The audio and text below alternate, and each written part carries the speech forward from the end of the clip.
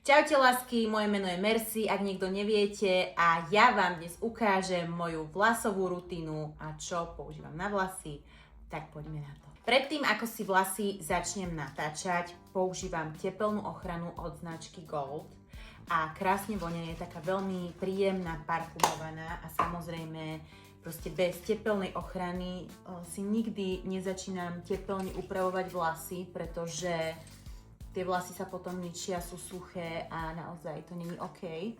Takže ak natáčať alebo žehliť môžeme, ale pri fajn teplote a vždycky s tepelnou ochranou. Kulmu budem dnes používať túto takúto dlhšiu, je to kulma od značky Baby Bliss Extra Long, je naozaj veľmi dlhá, je super pre baby, ktoré majú dlhé vlasy, pretože sa ten vlas obmotá až do konca a nemusíte to proste vyvliekať a dávať znova. Neviem presne, aký to je rozmer, to si už nepamätám, ale zdá sa mi, že to bola nejaká 20 môže byť. Asi 20 to je, no. Vlasy si vždycky treba rozdeliť na sekcie. Začíname samozrejme spodnou sekciou vlasov. Akože samozrejme rátajte s tým, že je to také domáce natáčanie, není toto ako úplne, že v salóne, pretože nemám tu momentálne ani štýlku a tieto veci, ale budem sa snažiť čo najviac to simulovať, aby to bolo podobné kaderníctvu. Vlasky si vždycky natáčam smerom od tváre, nikdy nie ku tvári, vtedy vám to vlastne zatvára tú tvár a není to potom pekné, takže vždycky točím smerom von od tváre. Ja si to takto vlastne vždycky podržím ten koniec a nejdem väčšinou tou kulmou úplne hore až ku hlave vlastne, lebo sa mi nepáči, keď sú tie vlasy fakt, že také, že moc. Takže ja si tie vlny robím asi tak, že od polky v podstate, že tak asi od tých kľúčnych kostí by som povedala. A vždycky je veľmi dôležité si to poriadne namotať, aby to bolo do toho istého smeru, aby vám nejaké vlasy z toho netrčali. A taktiež je veľmi dôležité si rátať vždycky rovnaký čas, hej, že aby každý vlas bol na tej kulme rovnako dlho, tak odporúčam si v hlave povedať nejaké číslo. Ja si to napríklad držím každý prameň nejakých 5 sekúnd a aby sa tie vlasy vlastne neprehriali. Takže milujem, ako chodím dole stále s tou kulmou na zem, si ju pokladám. Ja by som nejak toto video urobila aj v kúpeľni, len tú kúpeľňu mám takú menšiu a bojím sa, že všetka táto technika stojany by sa mi tam asi nezmestila. No a takto pokračujem vlastne po sekciách smerom hore. Inak ja ešte používam, keď si takto natáčam vlasy, dokonca aj žehličku.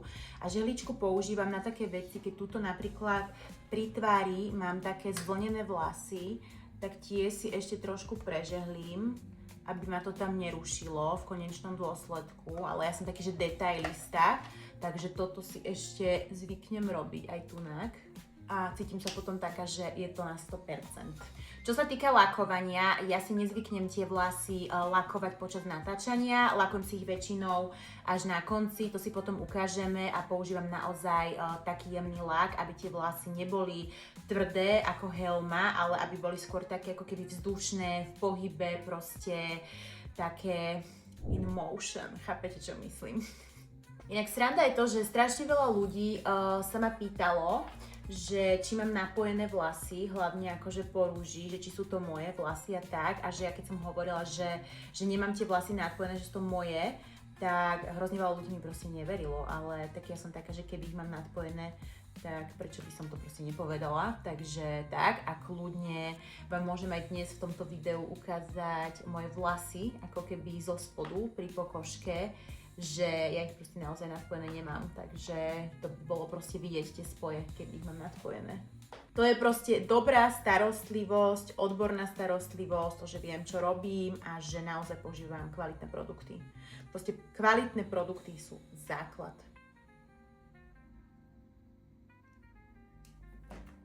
No a čo veľa žien robí chybu pri natáčaní vlasov, že to nevyzerá dobre, je to, že si každý prameň natáčajú do inej strany, iné množstvo vlasov, iný sklon a vtedy je to proste nepekné, vyzerá to ako taký proste bordel na hlave, takže treba naozaj dodržiavať aj sklon, aj sekundy, aj smer proste natáčania. Dostávame sa low-key k najdôležitejšej časti vlasov a to sú tieto vrchné. Proste od toho, ako natočíte tieto vrchné vlasy, záleží celá vaša frizúra. Proste toto musí byť top. Základ je si dobre rozdeliť cestičku, aby ste to mali už tak rozdelené, ako to chcete vo finále nosiť. Volila by som stred, ale keď máte také, že úplne že nabok cestičku, tak treba si ju poriadne rozdeliť nabok, až potom začať natáčať. Nie, že si to natočíte barzako a potom si dáte cestičku vo finále, kde ju chcete mať a budete mať tie vlny takto do ksichtu a bude to vyzerať fakt zle. Inak pravdepodobne, keď pozeráte toto video, som momentálne na farme. A súcite so mnou, pretože na farme nemôžem mať ani fén, ani žehličku, ani kulmu. Berem si tam iba takú tú hovadinu na natáčanie, na ponožkové vlny. Ale pre mňa najväčšia rana bolo to, keď som zistila, že si tam nemôžem zobrať fén a že si tam vlastne nemôžem fénovať vlasy. Viete, čo to pre mňa je ako pre kaderničku? Mne je jedno, že tam budú kozy, ovce, zlí ľudia alebo proste niečo. To mi je jedno, ja sa prispôsobím všetkému, aj karimátka, pohode. Ale to, že si tam nemôžem fénovať vlasy, zle. Takto si to medzi prstíkmi ešte ponaťahujem, aby som to nemala nejaké, že strapaté predtým, jak si to natočím na tú kulmu. Takto fajnovo si to natočím. Akože nechcem nič hovoriť, ale teplo. Dneska je asi 38 stupňov a musím mať vypnutú klímu, keď natáčam, lebo by ste počuli v pozadí, jak to hučí. Takže je to zaujímavé. A viete, čo je ešte super? Že na farmu si nemôžem zobrať voňavku. Môžem tam mať iba deodorant. Áno, iba deodorant. Takže potrebujem nejaký ultra silný, ktorý prebije ten smrad toho hnoja. Určite tam zase budú takí ľudia, ako bola Laura, že chcú byť za každú cenu slávni a za každú cenu chcú byť influenceri. Takže sa veľmi na nich teším. No, jednu stranu máme. Cute. Teraz to vyzerá trošku ako tí Židia, čo nosia tie brčky. Ale to sa rozčeše, verte mi. Trust the process. Bude to pekné. No, už som späť žubrienky, ale musela som si dať kávu, lebo ty kokos. Vypínalo ma, však vidíte, ja si mám opuchnutú tvár, proste dneska som strašne skoro vstávala. A plus to teplo robí svoje, ale po obede to bolo lepšie. Nemôže byť proste stále pekná, to sa nedá. Každá žena nie je proste stále pekná. A hlavne, ja som si uvedomila, ja sa nejdem pretekať s ostatnými babami na Instagrame o to, že kto je krajšia, lebo nevyhrám, povedzme si na rovinu. Ale mám iné výhody a plusy a netreba sa porovnávať s ostatnými. Proste každá sme autentická svoja, to keď si človek uvedomí, hneď je život krajší.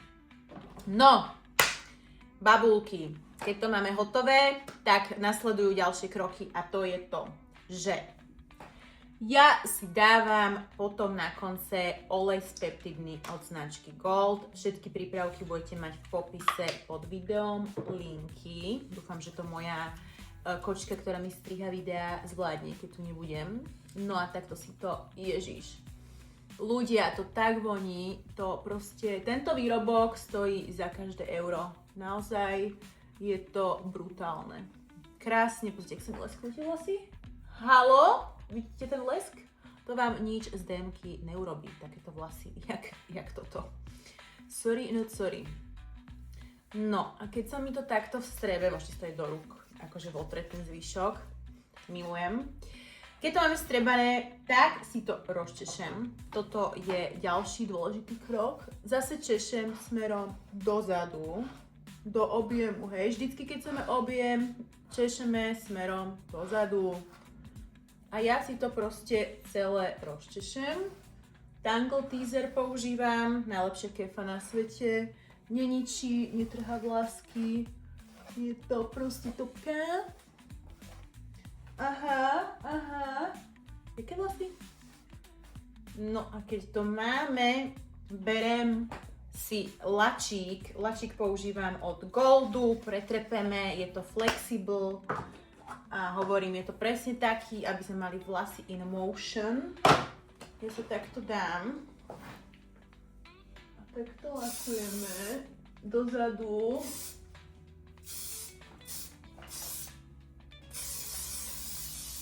Milujem. Tak voní ten lak, že to si nezažil.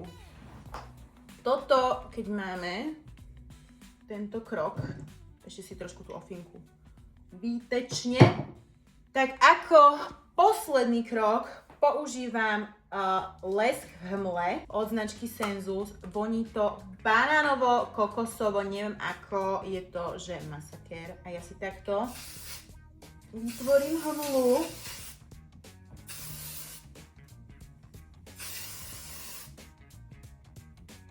A budem mať lesklé vlasy. Neviem, či sa to dá mať ešte lesklejšie, ak ich mám, ale dá sa. Vždycky sa dá ešte viacej.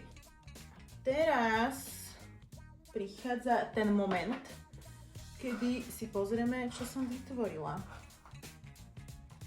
Ale za mňa to bude top.